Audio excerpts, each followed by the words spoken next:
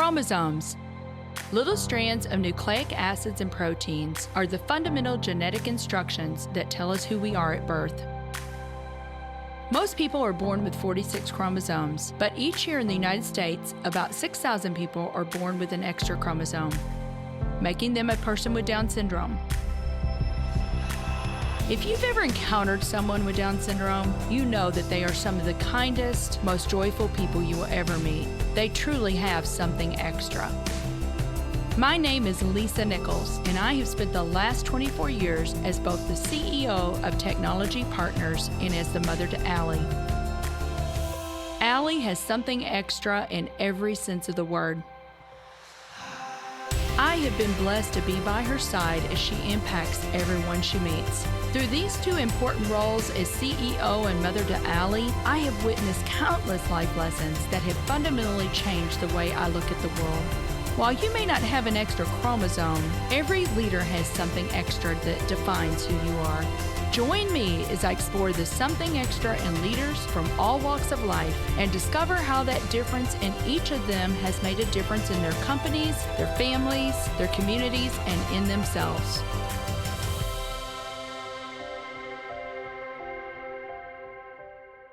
If you like this episode today, please go to Apple Podcasts or wherever you listen and leave us a 5-star rating.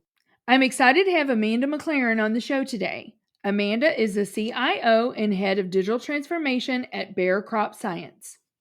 Well, Amanda, welcome to the Something Extra podcast. I've been looking so forward to this time with you. And I know what a crazy woman you are right now, leading this huge organization. And so I just appreciate you so much making the time to be on the show. Well, I appreciate the opportunity and the flexibility as we work to find a schedule that worked. Absolutely. Well, and I'm just going to start out by saying this. I know I've told you this offline, but can we just say, oh my goodness, congratulations, Amanda. Last week, you were awarded the Global Enterprise ORBIE Award, which is a very prestigious award. Congratulations. Thank you. It still feels a little unbelievable. I certainly wasn't expecting it. And like I told the audience in my remarks in the ceremony, I feel a little bit like an imposter. I haven't been in my role all that long. And, I don't feel like I've done anything to deserve it yet. But I think it's really a reflection of the great work that the team has done over the years, and certainly the impact that we're having on agriculture. Mm-hmm. Yeah. And can I just say that really moved me, your acceptance speech, Amanda, because you totally deflected it away from yourself and onto the team. And I just think that that is such a beautiful quality of a really outstanding leader. So you're going to make me blush, and of course nobody can see me, but I I appreciate the feedback. That's genuinely how I feel. I think it's a really great team. I think we work in a hard industry, agriculture. I think it's hard, the hard problems that we're trying to help solve for our farmer customers. And as I told the team in a town hall earlier this week, the only people who have it harder than us right now are farmers. It's a difficult cycle for agriculture right now. And the work the team does really does make a difference. Mm-hmm. Yeah. And we're going to dig into that. There's so much there to talk about, but you are the CIO and head of digital transformation for Bayer. I know that this last year has been a whirlwind for you, and we're going to dig into that, but I know that you grew up on a farm, I believe. That's right. And that really, you say that really inspired your passion for science. In fact, you say great science is really what motivates you. And of course, working with smart, passionate people also. But tell us more about growing up on a farm. What were some of your jobs on the farm? Were you guys an ag, or did you have cows, or, what did you guys do? My dad is primarily a grain farmer, so corn, soybeans, and winter wheat. And periodically over the course of my upbringing, we had cattle and we had pigs. My dad likes to say that he was in the business only to get out of the business and then have it go up and make money. So he did a service to the livestock industry, because every time he got out, it made money across the industry. So Right. I did. I did a lot of child caretaking. I'm about 10 and a half years older than my youngest brother. I did a lot of lawn mowing. I did a lot of food preparation and a lot of canning. Like my grandparents had a giant vegetable garden, and we did a lot in the summertime relative to food, right? Putting up food for the winter. And in fact, this summer I have a very tiny garden in my suburban home here, and I grew a lot of peppers. So I made pepper jelly. And I realized it's the first time I've ever canned without my grandma. So it was a really interesting experience. It's sort of nostalgic. That is so cool. Well, we've not talked about that, but we have 18 raised beds because my dad was not a farmer, but we had land. And so he always had this huge garden. And so probably maybe 7 years ago, we put in 18 raised beds and we do a lot of peppers and different kinds of lettuce. And we even Uh-huh. grew some corn this year, which was crazy. That's It good. Fresh sweet corn is definitely delicious. I don't have enough room for that, and I have a lot of trouble with squirrels when it comes to my tomatoes. So I'm kind right. of like the pepper queen. I can do onions, peppers, lettuce, herbs, but Mhm. I what I really need is a tomato provider. So maybe that can be you, Lisa. Well, yes, this year our tomatoes did not do as well, but we've had bumper crops in the past. But I can't agree with you more. There's just something so special about it because my mom did the same thing, put up and froze things and canned things. And I'm telling you, there's just nothing like fresh vegetables from a Yeah. garden. There's a big difference, there's really a big difference. So I figured that you had some jobs though. For sure. Kind of a little bit of everything, kind of. Yeah. Yeah, yeah. But you learned some things, right, Amanda, about hard work and a hard work ethic that you Um, carry on to this day. so, absolutely. I learned, I mean, in my family, work certainly came first, right? You didn't have hobbies or you didn't do fun stuff until you had taken care of your responsibilities. So I like to joke that I have an overdeveloped sense of responsibility. And I think that I do. But I also really learned the importance of education. I was the first person in my family to go to college. And that's largely because my dad and my grandpa valued it so much. They didn't have the opportunity, and they thought it was really, really important that I do that. And because I'm a little bit of an overachiever, I not only went to college, I went to grad school and got a PhD, and kind of went a little bit overboard. Yes. But I definitely lived up to their expectations around education. Right. Well, I think it served you well. Yeah, you have a PhD in biochemistry from Duke. Did you know, though, I don't know if you worked for someone else, but you've worked at Monsanto/Bayer for a very long time. Did you have this idea when you went into biochemistry, Amanda, that that was something you wanted to do? How did that first job with Monsanto come about? Yeah, not at all. In fact, I went into a field that probably more predominantly leads to roles in the pharma industry. So I really thought that that's what I would do. I did my graduate and my postgraduate research on antibiotics and kind of antibiotic targets.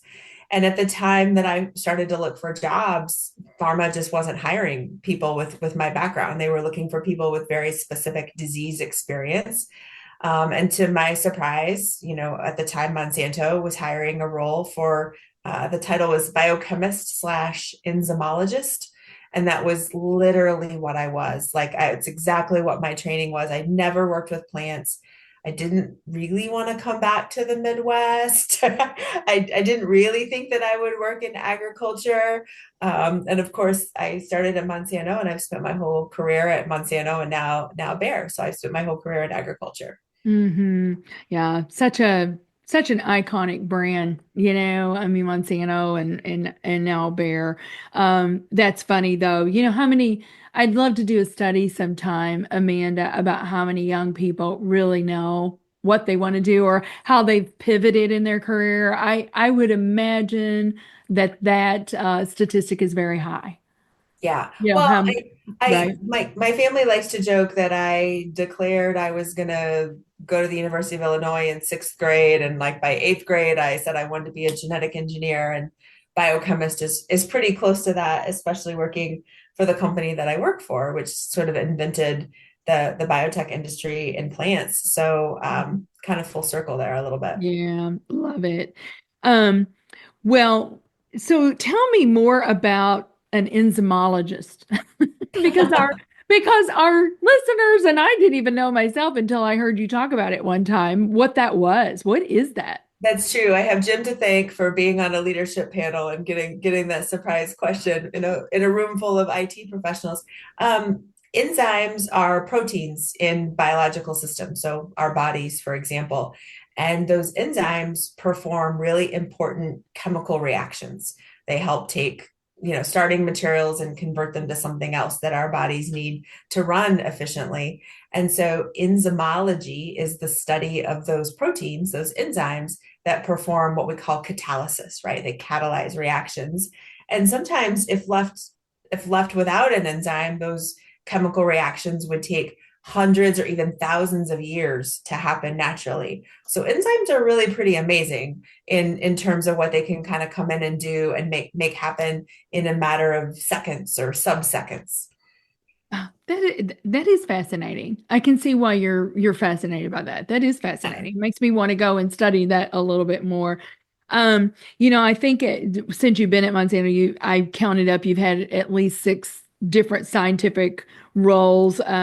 In fact, I think you did a lot in R&D, but today you're the CIO and you've been in that role for about a year. So what really, what would you say inspired you to go from biochemistry to the CIO at Bayer? I mean, how did that transformation happen? Well, that first role that I talked about was probably it was not only my first role at the company, it was also the last role at the company that I ever did where I was the expert of something. So after that first role, which I was in for I don't know, a little over a year, I had the opportunity to do lots of different things that I never thought I would do that weren't really in my technical wheelhouse, or that connected to my technical background. And the more you do that, the more you kind of learn how to do that, to be agile and to take risks and kind of focus on building your soft skills and your leadership qualities and how to work with other people and engage other experts to solve problems, the more opportunities that opens up. And so increasingly, I worked on things that require digital technology to be successful in the R&D pipeline, and got to know colleagues in IT and got to know the technology just a little bit. And as time moved on, I worked closer and closer with them. I had roles of bigger responsibility, and that meant I got to partner with IT on bigger projects, with bigger impact. And at some point, I thought, hey, I kind of like this. And I think it might be nice to think about doing a role in IT. It's technical. That technical piece, that innovation piece matters to me. And so I had the opportunity to move into IT doing the R&D IT role. So still close to kind of Mhm. my background and how I grew up. And then over time, learned a lot more about IT. I certainly didn't know nearly as much as I would have thought. And made it to this role in about the last year or so. Right. So let's talk about that. I wasn't planning on talking about this, but you just kind of sparked something in my brain when you're talking about that. So you started this by going, "Oh, I kind of felt like a little bit of an imposter because I've only been in this role for a year." I mean, for you to move into all these roles, Amanda, that you really knew nothing about, I mean, there's traits there. It takes some confidence, it takes a lot of courage. It takes this belief in yourself that you had the agility and the acumen to learn new things. What would you say to, and it could be men or women that really think, oh, that looks really interesting over there, but I don't really have the skills. And so, I mean, what would you say to them? I mean, is there some advice that you would give them and just going, I don't know. I don't want to put words in your mouth, but I'm just thinking, just go for it. What's the worst that can happen? I got some advice a few years ago from a mentor that said never say never about a role. And that was dead on because if you had asked me 5 years ago or 10 years ago or 15 years ago, what's a role you just really wouldn't do at the company? I could probably name 5 roles that I've done since then, right? That's Um, good. and so for me, it's kind of about certainly about believing in yourself and self-confidence, but that comes also from having great people around you and knowing that you can leverage them and that there's plenty of people that will help you. There's lots of experts. You don't have to be the expert in everything. You kind of need to know what your value proposition is and what can you bring to the table? What can you learn from this opportunity? And maybe, help the org get better and they help you get better. So that's kind of how I've thought about it when I've thought about moving around the organization. Try and take stock semi regularly on, okay, like what am I good at, or what am I still working on, what are the opportunities in front of me that would help me get better at what I need to work on, but maybe Hmm. also I could bring something to the table. Yeah, that's good. It's a mutual relationship. The value goes both ways, right? For sure. Yeah, there's so much there, really. I was just talking to my grandson yesterday. I mean, clearly, Amanda, no telling what your IQ is. You're clearly incredibly smart, but you had said something also about learning how to get along with people and how to influence people and how to lead teams and how to, drive more value through the organization through people, right? How important have you found that emotional intelligence piece to be in your ascent through the organization? Yeah, I actually sometimes think it's the most important piece. I know I'm never the smartest person in the room. I'm surrounded by really smart people, PhDs and engineers, and I never worry about being the smartest person. I am reasonably emotionally equipped, right? And that's come into handy so often to be able to show up authentically with people, to be able to be open and warm and connect, really kind of try and understand where other people are coming from, uh, create a space where people can be themselves and let their guards down and you can really kind of lean into what the problem is and get after the problem because there's a degree of kind of trust and collaboration in a working relationship. I think Mhm. that's been super important. And over the course of my career, I've worked obviously with a lot of other cultures outside of the US, been in more global roles. And you learn all those things all over again when you're working in a different part of the globe because cultures are different. You're wired differently around certain types of themes, and I think it's been super interesting to learn how people react differently and think differently because of the surroundings in which they were raised. And to figure out how you adapt, how do you become more flexible, and how do you create teams that are really diverse in that sense, because all those different cultural backgrounds can really lend themselves to problems in different and unique ways. And I think you can get much more creative on problem solving if you figure out how to really hear everybody on the team and leverage what they're good at. I love that. I mean, I'm just thinking Covey, seek to understand, Yeah. right? Rather than just jumping to conclusions. And man, there's so much good stuff there. Well, how do you think your scientific background has really shaped your leadership? What is your leadership style, by the way? What would you say your leadership style is? And has it changed, Amanda? Has it evolved over the years? I hope so. I'm sure I did all kinds of things that were pretty dumb early in my early days, and probably still plenty that I've done things that I've done this week. But I think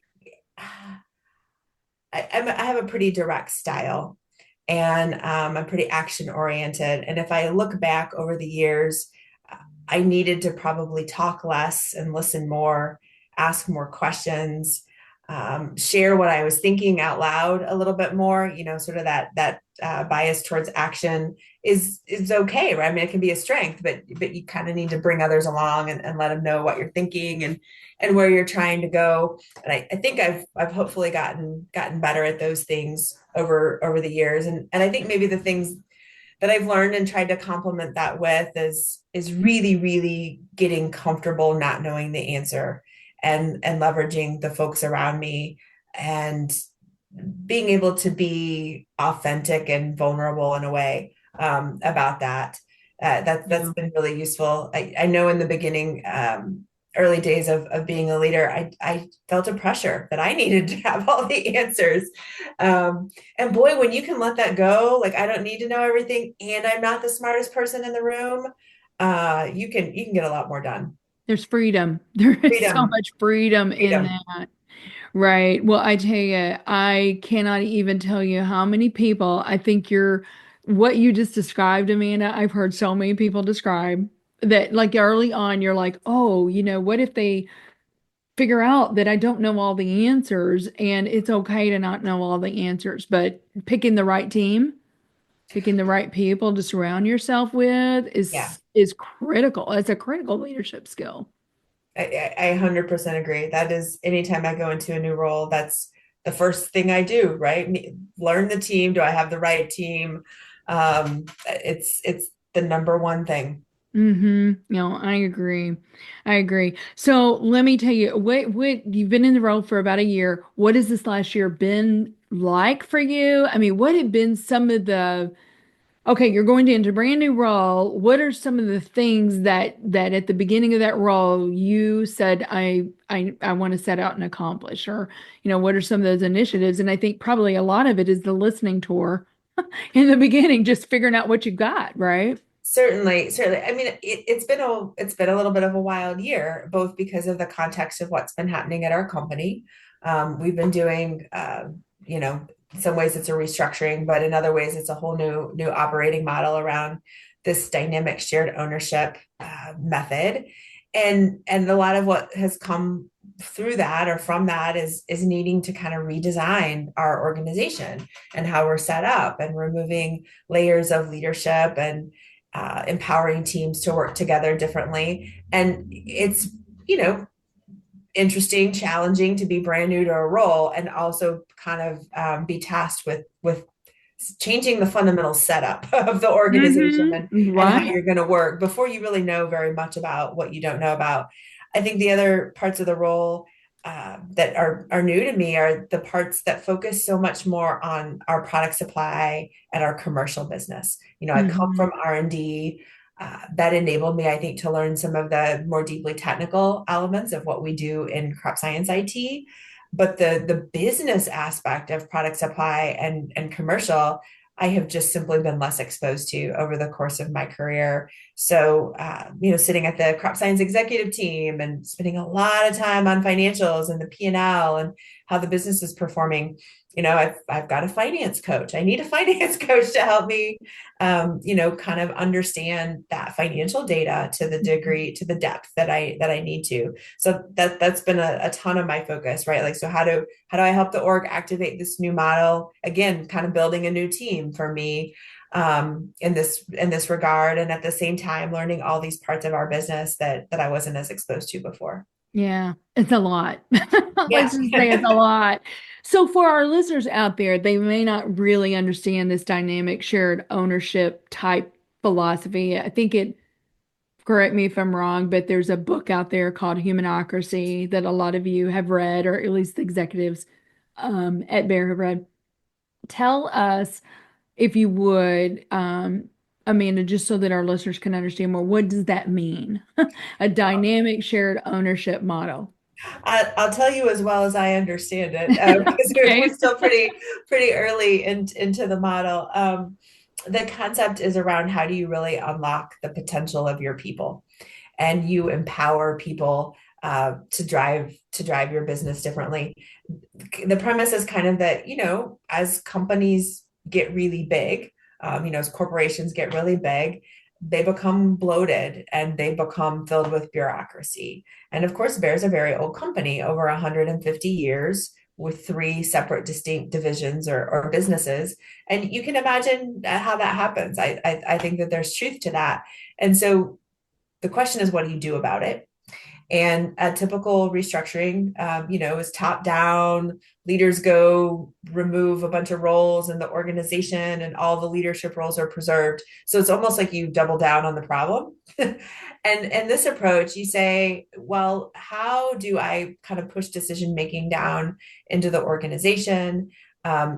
increase sort of spans of leadership, have fewer leaders, and have more empowered teams.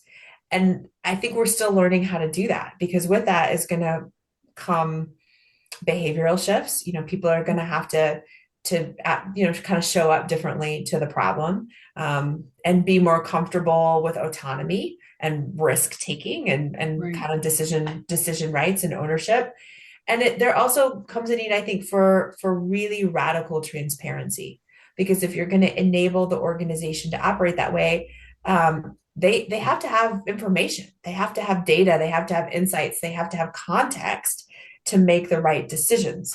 Most Mm-hmm. people aren't trying to do the wrong thing. That you do the wrong thing because you didn't know what you didn't know. Right. And so I think that's the other piece that we're still working. Well, all of the pieces we're still working through, certainly, but I Mm-hmm. think digital can play a big role in the latter problem, especially.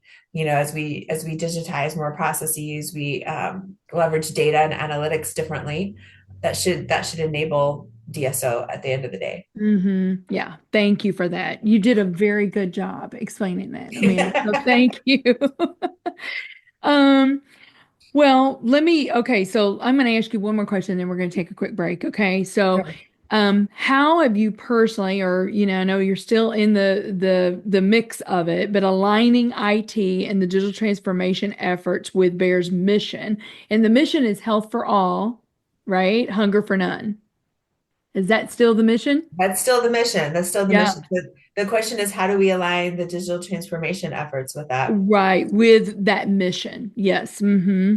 Yeah, you know, I won't pretend that it's like all about that it's super clear and there's some big grandiose kind of thread that connects it all. I think the key is to really connect into the business, and to connect to our customers. So we're intentional about ensuring that there's not an us versus them mentality, right? That our digital talent is directly embedded in our business teams. And when you do that, I think you get much closer to the problem, Mm-hmm. and you get much more creative about the solution. And so we try and focus on outcomes first, really framing anything we're going to do in terms of a business outcome, whether it be more commercially focused or product supply, or R&D. Because the piece that does connect is that we're designing products in R&D, we're creating them in product supply in the most agile, cost effective way possible, and then we're delivering them to customers, so in a way that creates a really differentiating positive experience about how they interact and engage with our company. And those products, we believe, are the best performing products in the industry. So that's kind of the icing on the Yeah. cake. And so we've got to be really closely connected with that business outcome in order to do that. Hmm. Yeah, I have a lot more questions because you guys are doing some amazing things. Your customer is the farmer.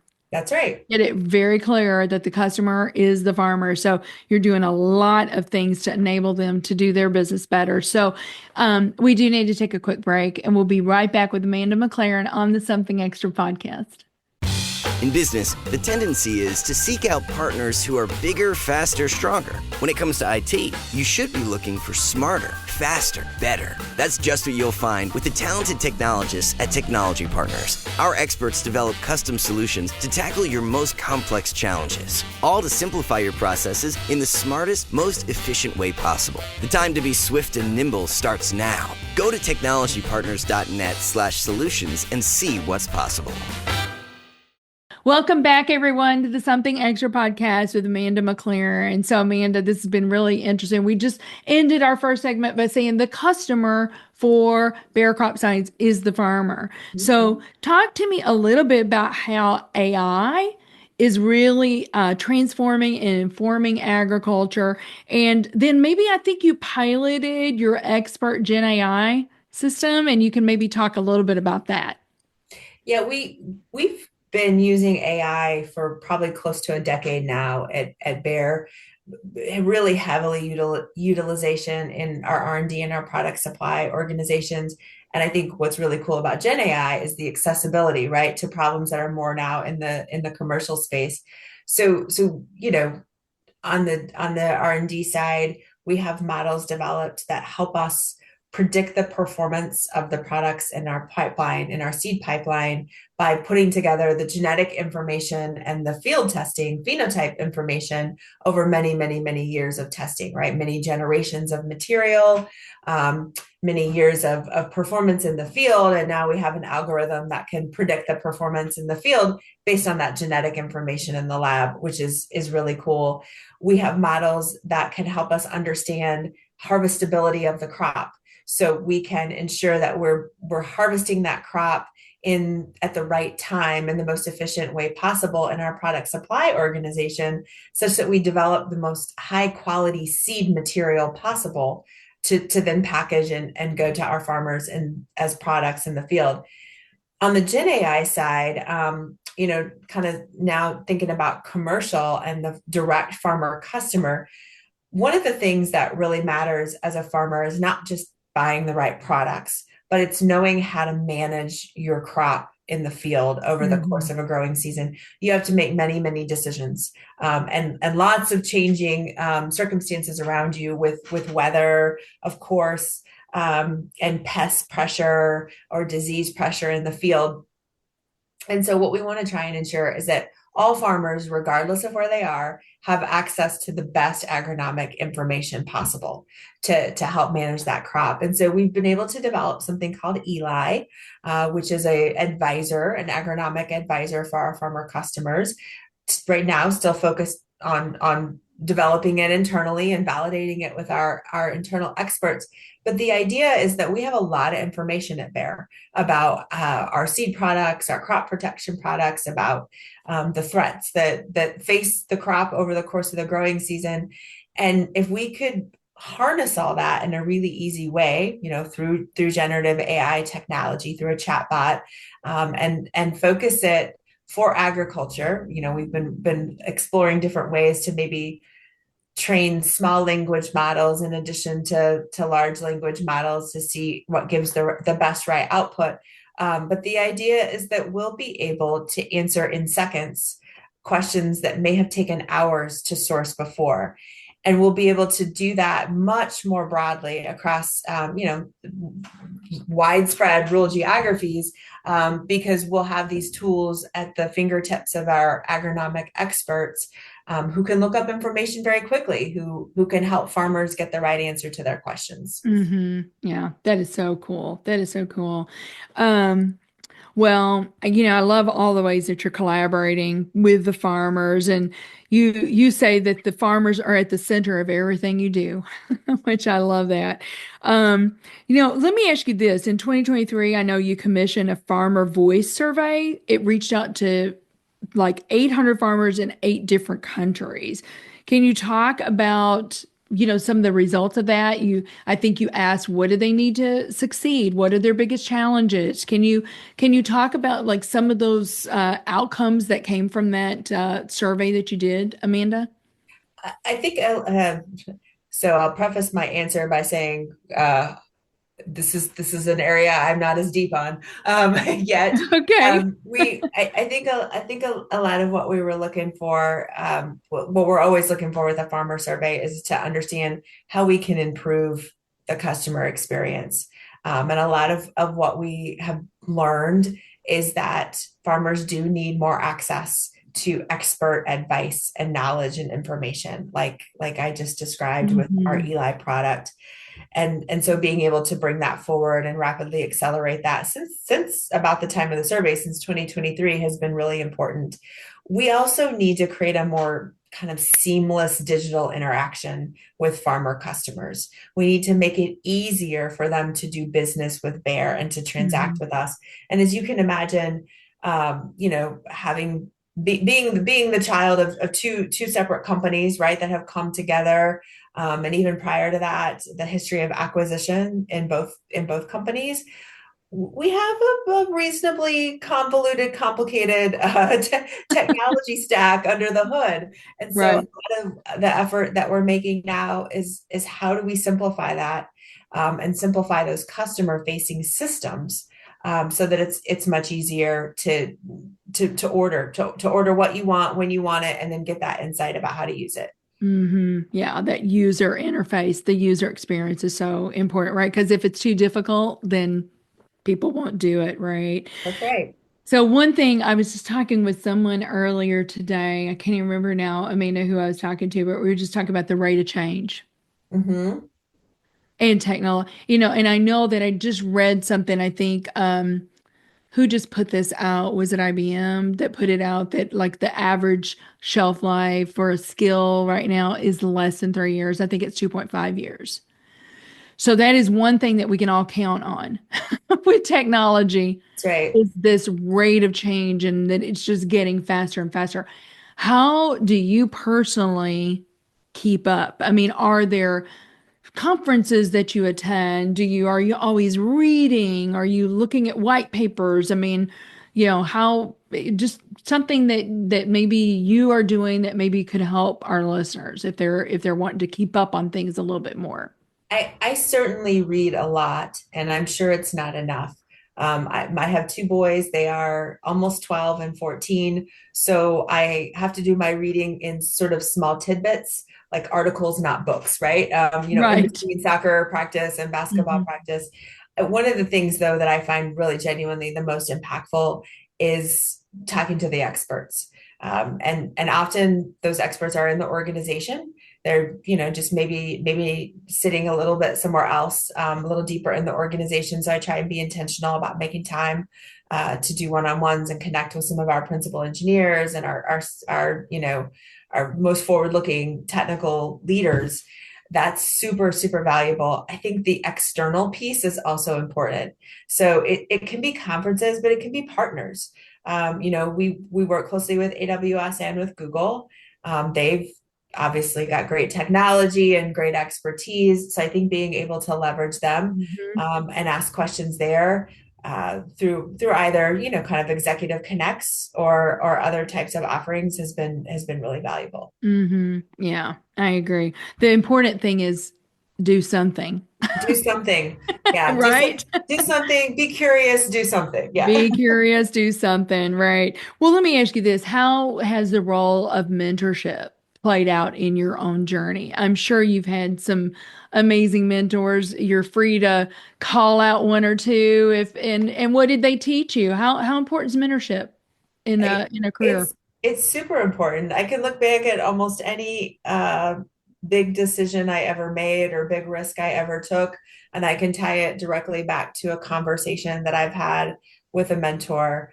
I remember debating about whether or not to take a role that was sort of bigger than my current role. It was a promotion, but I just wasn't sure about it. Like, wasn't sure that it was going to have the impact that I wanted it to have, or honestly, that it was in a part of the organization that had the culture that would be a good fit for me. And I remember someone sharing with me, hey, good people have good opportunities. So if this one doesn't feel right, just wait. Something else will come along that feels right. I thought that is one of the most repeated pieces of advice that I've ever used. Tracy Cavato, who left the company a few years ago, she was my formal mentor in my first mentorship program that I was ever part of. She was my boss at one point later in my career, and she also became my friend. And so many good tidbits from her, like trust the team, like bring them in early and often to discussions and leverage them for input. um, if the role that you're looking at taking doesn't scare you, then it's not the right role. Like Right. all good things. So I'm so thankful for my mentors. They've Yeah. been invaluable. Oh, yeah, I couldn't agree more. I'm so grateful too. And I'm like you. I can quote. I can quote different mentors along the way. I'll never forget one of my mentors one time was saying that she was like, I want to be a better businesswoman. I want to be a better mom. And she said it was just going to occur to her, be a better human. And then you'll be a better all of those things, Yeah, right? I that's know, good. That's a just good one, Lisa. I like that. I'm I gonna. know, isn't it good? I know, and I still remember. I still remember it.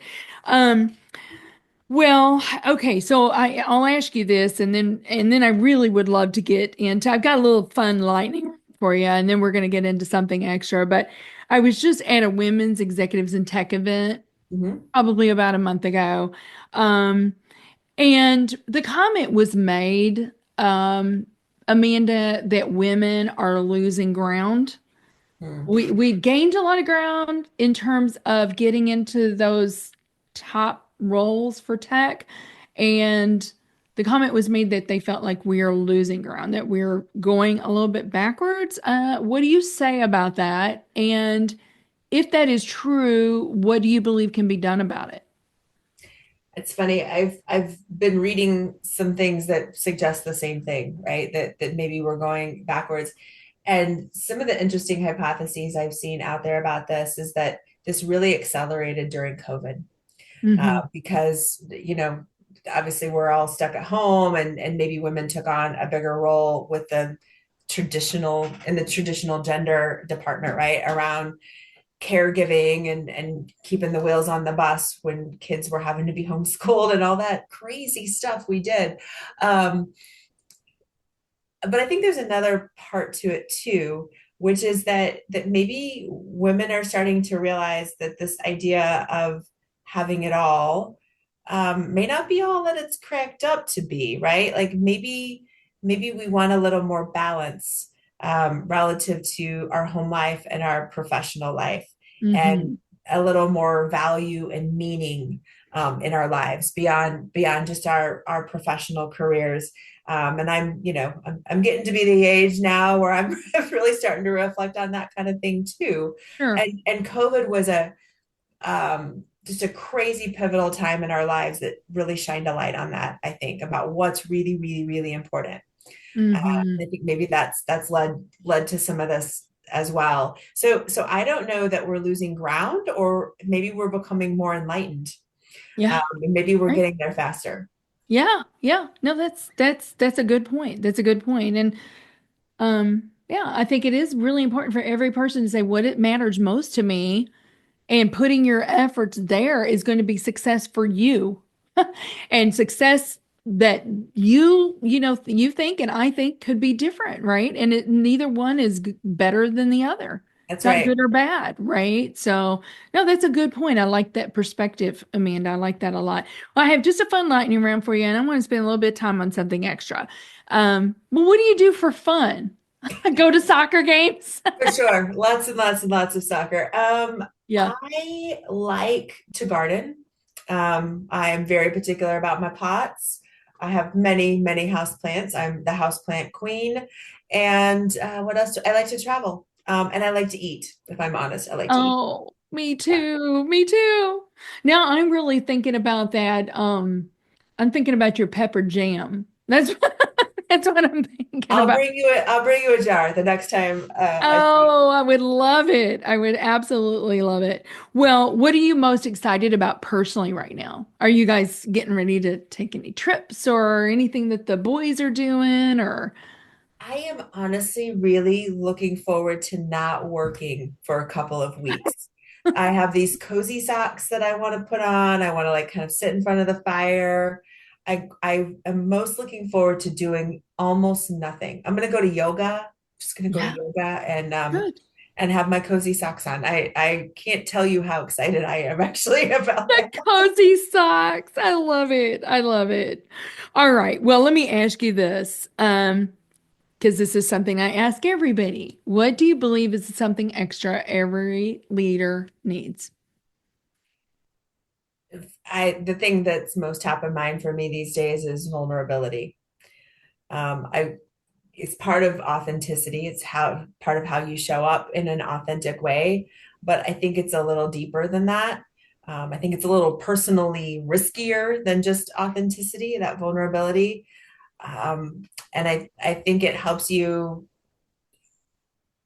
get the help you need when you need it.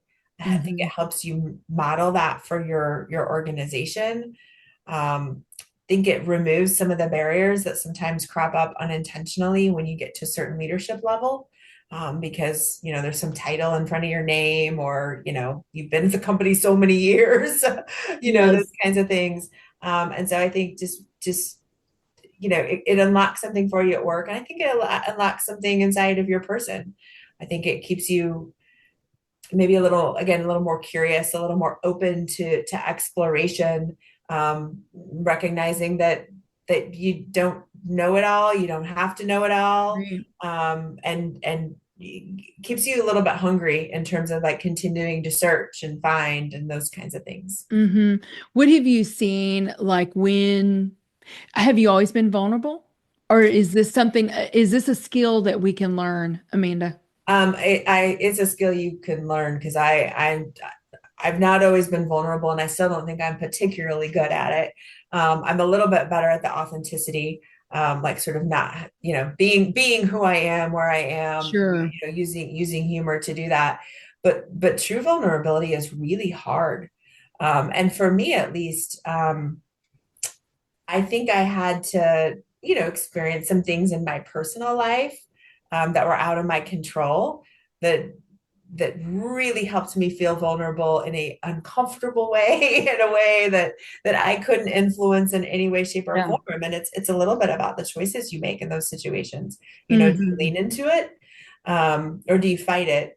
And for me, leaning into it taught me a lot about myself, and I hope really has made me a better leader. Mm-hmm. Yeah. Hey, let me ask you this question. So, like, when you have been vulnerable, what does that do? What kind of energy, what kind of aura does that give with your team? Do you feel like it connects you more to your team when you are vulnerable? I think it absolutely connects you more to your team when you're vulnerable. It creates a very big sense of we're in this together. There's no hierarchy. It's a more inclusive environment. All ideas welcome here. And I think you'd be surprised sometimes how you see other people step up, independent of what level they're at in the organization, when you can be honest about the fact that you don't have it all figured out and you need some help. Mm-hmm. Right. And people want to feel needed too, right? Absolutely. Absolutely. So I don't know. I could not agree with you more. I do think it's um I think it is one of the leadership qualities, but to your point, it's not easy. But here's what I love what you just said. I say you can practice these things, Amanda. You can practice any of these things and get better at them, which I 100%. which I love. So, hey, this has been so much fun. I mean, all these times that we've been trying to make this work, it's been worth it, girl. I've so enjoyed this time with you. So, thank you so much for making the time to be on the show. I know that you're going to help our listeners. Well, I appreciate the opportunity again. And like I said, the patience and the grace for all the multiple reschedules. I've had a good time too. Absolutely. Thank you for listening to today's show. Something Extra with Lisa Nichols is a Technology Partners production. Copyright Technology Partners, Inc. 2019. For show notes or to reach Lisa, visit tpi.co/podcast. Don't forget to leave a review on Apple Podcasts, Google Play, or wherever you listen.